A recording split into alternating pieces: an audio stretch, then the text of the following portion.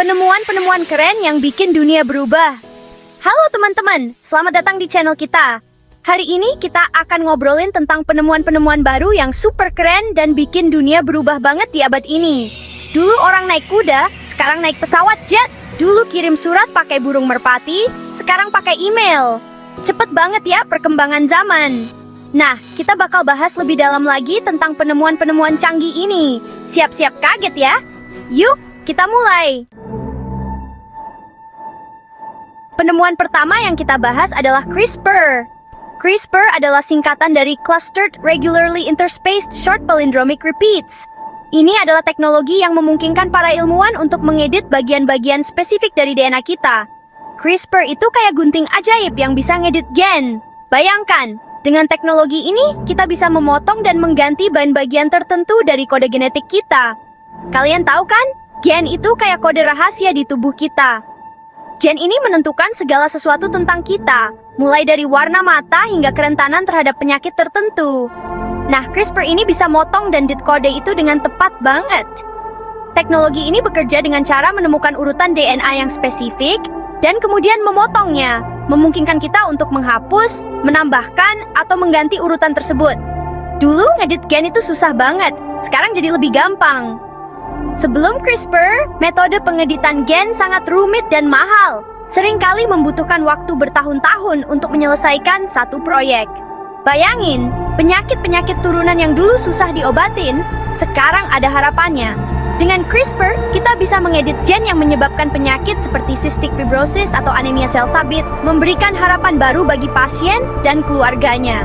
Tapi, teknologi ini juga bisa bahaya kalau disalahgunakan. Ada banyak pertanyaan etis yang muncul, seperti apakah kita harus mengedit gen pada embrio manusia?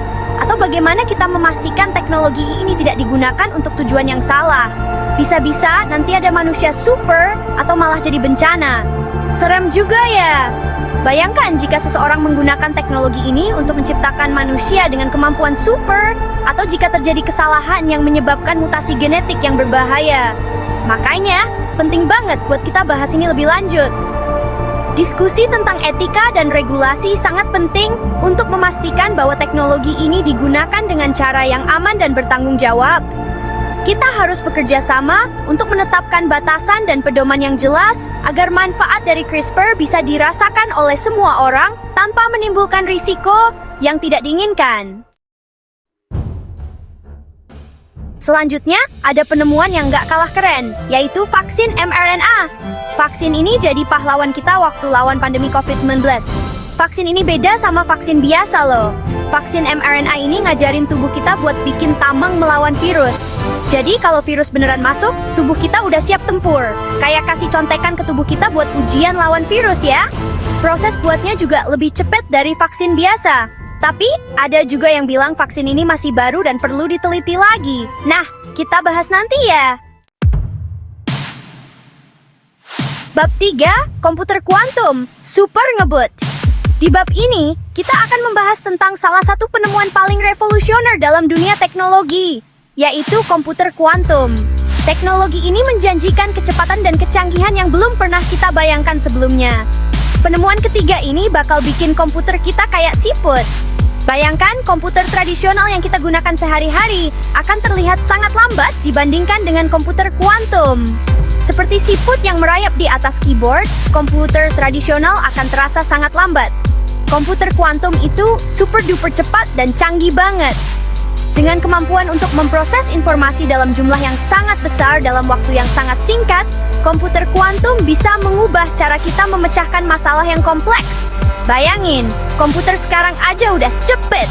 Ini lebih cepet lagi. Kecepatan komputer kuantum bisa mencapai ribuan kali lipat dari komputer tradisional. Ini berarti tugas-tugas yang memerlukan waktu berjam-jam atau bahkan berhari-hari dengan komputer biasa bisa diselesaikan dalam hitungan detik dengan komputer kuantum. Komputer kuantum bisa ngerjain hal-hal yang susah banget dalam sekejap mata. Misalnya, dalam bidang kriptografi, komputer kuantum bisa memecahkan kode yang sangat rumit dengan cepat. Ini juga bisa digunakan untuk simulasi molekuler yang sangat kompleks, yang bisa membantu dalam penemuan obat baru. Ini bisa bantu kita di banyak hal, mulai dari bikin obat baru sampai robot pintar.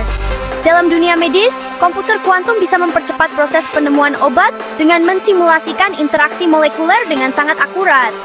Di bidang kecerdasan buatan, komputer kuantum bisa meningkatkan kemampuan robot untuk belajar dan beradaptasi dengan lingkungan mereka. Tapi, teknologi ini masih baru banget. Meskipun potensinya sangat besar, kita masih berada di tahap awal pengembangan komputer kuantum. Banyak tantangan teknis yang harus diatasi sebelum teknologi ini bisa digunakan secara luas. Masih banyak yang harus dipelajari sebelum kita semua bisa pakai.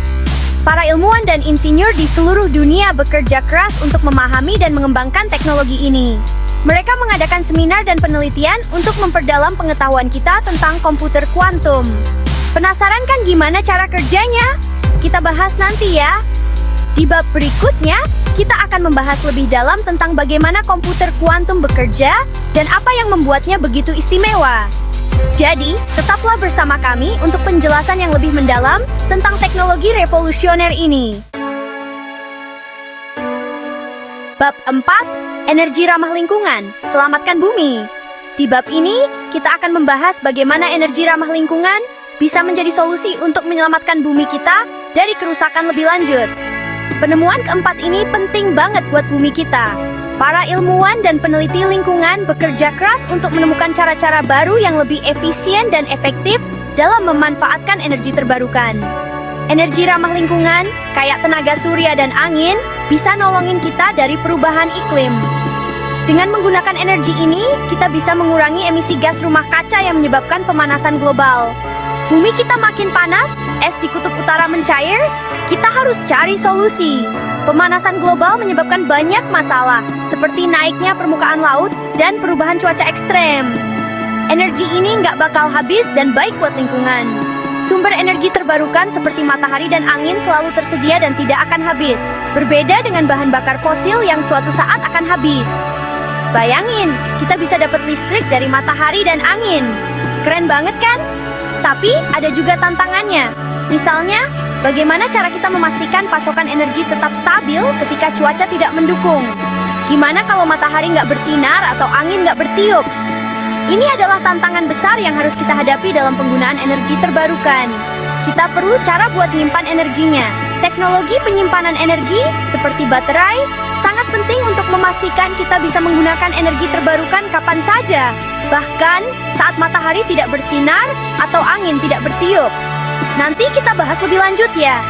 Di bab selanjutnya, kita akan mendalami lebih jauh tentang teknologi penyimpanan energi dan bagaimana kita bisa mengatasi tantangan-tantangan ini. Tetap bersama kami untuk informasi yang lebih menarik dan penting tentang bagaimana kita bisa menyelamatkan bumi kita. Bab 5, Mobil Listrik, Masa Depan Transportasi. Penemuan terakhir ini nggak kalah keren. Mobil listrik.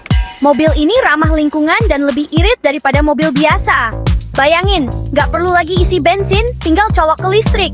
Lebih hemat dan nggak bikin udara kotor. Mobil listrik juga lebih tenang dan nyaman, tapi harganya masih mahal dan tempat buat ngecasnya masih jarang. Tapi tenang aja, nanti pasti harganya turun dan tempat ngecasnya makin banyak. Kita bahas lebih lanjut ya. Sampai jumpa di video berikutnya. Makasih udah nonton. Semoga video ini bermanfaat dan bikin kalian makin pintar. Jangan lupa like, komen, dan subscribe.